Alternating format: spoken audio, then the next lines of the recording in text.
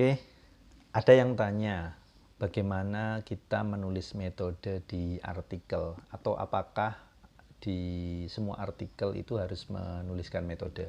Jadi seperti yang pernah saya ungkapkan di video sebelumnya, saya mengungkap bahwa artikel saya bagi menjadi dua secara umum begitu ya. Yang pertama adalah artikel ilmiah hasil dari penelitian, dan yang kedua adalah artikel ilmiah konseptual. Nah, di sini nanti akan ada perbedaan mendasar antara dua jenis artikel ilmiah itu. Yang pertama, artikel ilmiah hasil penelitian nanti ada metodenya atau metode penelitian, metode pelaksanaannya, sedangkan di artikel konseptual itu tidak ada, hanya sekadar kalau misal harus disebutkan metodenya ya metode penulisannya begitu ya, metode pengungkapan isi-isi yang terdapat dalam artikel, tapi bukan metode yang sebenarnya.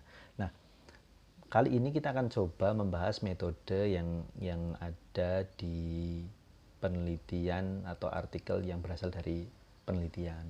Di dalam penelitian pasti kita menggunakan metode. Metode itu adalah sarana atau hal yang kemudian digunakan untuk mendapatkan data sampai menganalisis data. Tentu saja variasinya bermacam-macam. Saya tidak akan membahas detail metodenya, tapi bagaimana menuliskannya di dalam artikel. Kalau di dalam penelitian itu kan panjang, rinci. Bagaimana dengan di artikel? Apakah harus panjang dan rinci? Jawaban saya adalah harusnya metode itu tetap rinci tapi pendek. Rinci tapi pendek. Maksudnya adalah bahwa komponen-komponen yang ada di dalam metode harusnya tetap ada.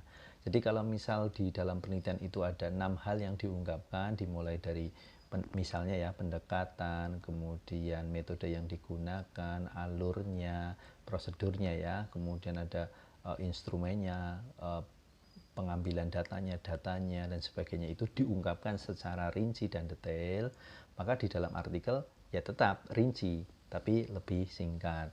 Kenapa lebih singkat? Karena berhubungan dengan jumlah halaman yang ditentukan. Tapi jangan sampai hanya sekadar mengungkapkan pendekatan atau metode umumnya saja. Jadi kalau hanya pendekatan dan metode umum, orang yang membaca pasti akan berpikir, loh ini sebenarnya apa yang dilakukan di dalam proses penelitiannya, seberapa lama mungkin ya, kemudian datanya itu diambil dari mana. Paling enggak hal-hal utama itu diungkapkan. Jadi kita bisa memahami metode itu dengan baik begitu. Jadi kalau dirangkum mungkin ada dua hal ya, ada dua hal di sini saya mengungkapkan dua hal ketika menuliskan metode di dalam artikel. Yang pertama adalah penjelasan tentang langkah penelitian dilakukan secara sistematis dan rinci, selangkah demi selangkah dari awal sampai analisis. Jadi tetap harus rinci dari awal sampai akhir itu diungkapkan, tapi dalam kalimat atau dalam bentuk yang lebih singkat gitu. Dan yang kedua, metode tidak mengandung teori, melainkan menekankan pada hal yang telah dilakukan dalam penelitian.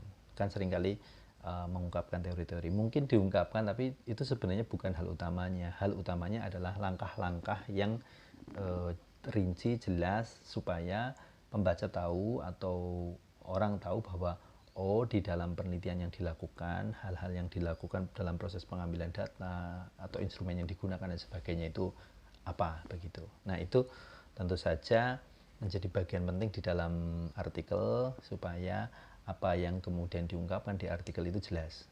Kejelasan pertama adalah tentang jenis artikelnya. Ini berarti hasil penelitian, atau yang kedua adalah bagaimana proses penelitian itu dilakukan, sehingga pemahaman orang terkait dengan hasil penelitian itu bisa lebih jelas. Saya rasa itu terkait dengan metode penelitian atau metode di artikel ilmiah. Terima kasih.